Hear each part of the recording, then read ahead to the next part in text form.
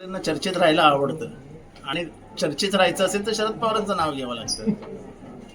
कारण का महाराष्ट्राच्या राजकारणाला त्यांचा रेलेव्हन्स संपलेला आहे, इरिलेव्हंट झालेले आहेत ते.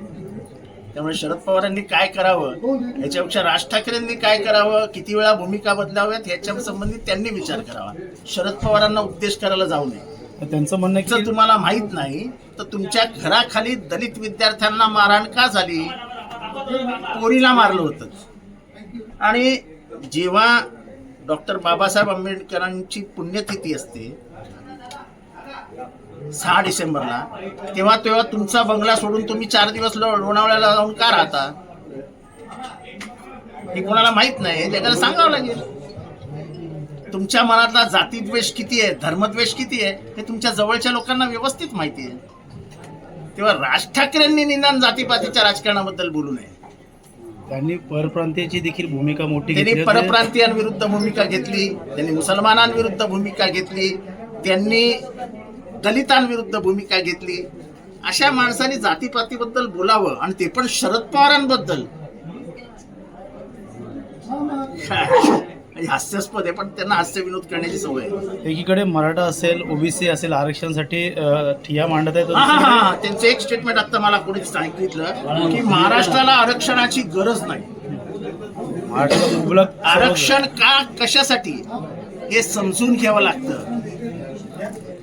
एसी वातावरणात, एसीच्या घरात जन्माला आलेल्यांना आरक्षणाचं महत्व काय समजणार. अशिक्षित घरी जन्माला आलेल्यांना आरक्षणाचं महत्व काय समजणार. आरक्षणाचं महत्व समजून घेण्यासाठी त्या परिस्थितीतनं जावं लागतं. त्या परिस्थितीने पूर्वज गेले आहेत याचा अनुभव असावा लागतो. ज्यांचे चारों हात घी में और सर कढाई में, त्यांना काय आरक्षण कळणार. आरक्षण करण्यासाठी महाराष्ट्राचा सामाजिक सामंजस्य समाज कसा आहे, महाराष्ट्राची सामाजिक परिस्थिती कशी आहे ही समजून घ्यावी लागते. आणि म्हणून तर आम्ही म्हणतो एकदा होऊन जाऊ ना, जातीनुसार जनसंख्या होऊन जाऊन द्या. म्हणजे बहुजन समाज किती आहे हे महाराष्ट्राला एकदा कळेल आणि बहुजनांची आजची आर्थिक परिस्थिती कशी आहे हेही कळेल. आणि म्हणून तर आम्ही म्हणतो की आर्थिक दृष्ट्या दुर्बल असलेल्या मराठ्यांना आरक्षण मिळालंच पाहिजे, ही आमची भूमिका आहे. शरद पवारांची नेहमीच कुठल्या समाजाशी समाजाबद्दल काम केलंय हे मी आता या क्षणाला सांगण्याची गरज नाही. त्या समाजाला व्यवस्थित माहिती आहे की शरद पवारांनी आपल्यासाठी काय केलंय. मग ते धनगर असो, ते आदिवासी असो, ते शेड्यूल कास्ट असो. जेव्हा भारतात कोणाची मंडळ आयोग आणण्याची हिंमत नव्हती, ओबीसीला आरक्षण देण्याची हिंमत नव्हती, त्या काळात ओबीसीला आरक्षण देण्याचं काम माननीय शरदचंद्र पवारांनी केलं.